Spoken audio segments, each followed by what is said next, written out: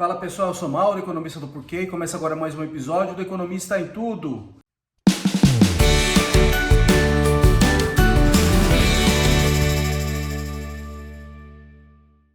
Para você que está chegando por aqui, eu convido a se inscrever no nosso canal, ligar o sino para receber as notificações.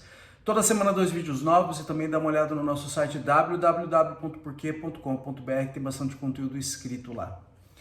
Hoje eu vou falar de imposto, eu acho que é uma coisa que está pouca gente prestando atenção, é uma coisa bastante específica, na verdade, que é imposto sobre multinacionais brasileiras. O que são multinacionais brasileiras? São empresas que são sediadas no Brasil, mas que têm operações fora do Brasil. E aí o que tem ali nesse imposto que elas pagam é que tem um puxadinho, tá? Tem um puxadinho que permite que elas paguem menos imposto.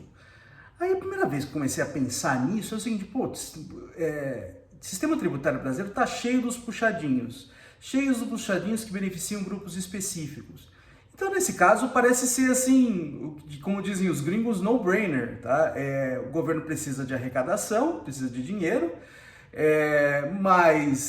e ainda tem um puxadinho ali que está beneficiando gente que é rica. Então, acho que faz sentido deixar esse negócio acabar mesmo, porque vai expirar esse puxadinho. Mas a resposta não é tão simples. E essa resposta não é tão simples, e ela não deve ser tão simples, principalmente quando envolve o mundo, o resto do mundo. Envolve imposto não só sobre o Brasil, mas sobre outros países, envolve fluxos de capitais. E fluxos de capitais respondem à diferença de imposto. Tá?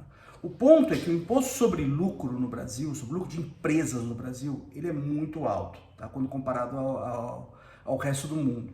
Então, se a gente juntar o imposto de renda sobre pessoa jurídica e a contribuição social sobre lucro líquido, tá?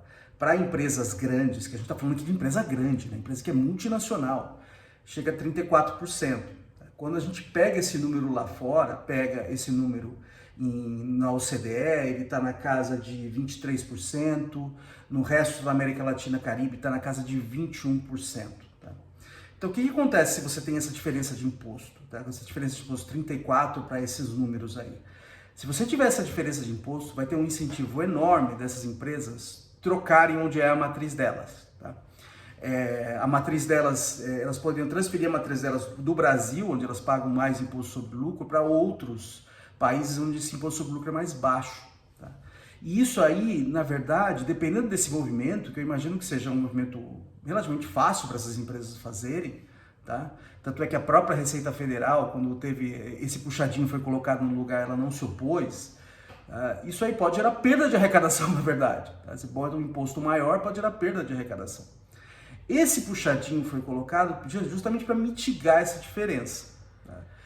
Então, o que é esse puxadinho? Você permite que essas empresas tenham um crédito presumido de 9%. Tá? Além disso, elas conseguem somar o resultado delas lá fora, tá? Somar lucros com prejuízo e pegar o resultado líquido. Isso aí permite que você abata a base do imposto a ser tributado aqui no Brasil. Tá? Se expirar essa resolução, esse puxadinho sai, então essa diferença, esses 9% de crédito, eles desaparecem e agora elas não podem mais consolidar. Tá? Então o que vai acontecer? Essa diferença de rentabilidade vai ficar muito clara, essa diferença de imposto. E aí esse incentivo a migrar vai ser alto. Então o que você está esperando que o aumento da arrecadação vai gerar uma queda, pode gerar uma queda de arrecadação dependendo de quanto que essas empresas conseguem mudar a matriz, tá? Mudar a matriz do Brasil para fora. Mas aí fala assim, mas isso aí é uma coisa ruim na verdade, né? Porque você está dando um benefício para empresas grandes, e empresas cujos donos são gente rica, tá? Mas assim, a gente vive num mundo globalizado e quando essas empresas estão expostas a diferenças alíquotas entre países do mundo, elas vão tender a preferir onde essa alíquota é mais baixa. Então essas empresas estão buscando lucro no fim das contas, tá? Elas não estão buscando justiça social. Então elas vão tender a se movimentar sim. Eu acho que isso aqui traz uma discussão mais ampla, na verdade, tá? A gente já teve uma reforma tributária, um início de reforma tributária no Brasil, que eu diria que foi um avanço.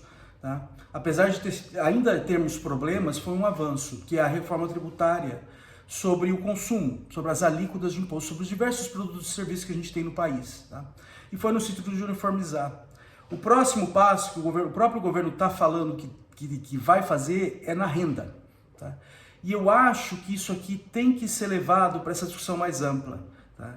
Em que a gente tem que ter um imposto menor sobre as empresas, tá? Para garantir competitividade, principalmente quando comparado a empresas de outros países, a alíquotas de outros países, para evitar esse tipo de problema. E para garantir justiça, para garantir você ter equidade, taxar mais na renda pessoal, na renda de pessoas físicas. Tá?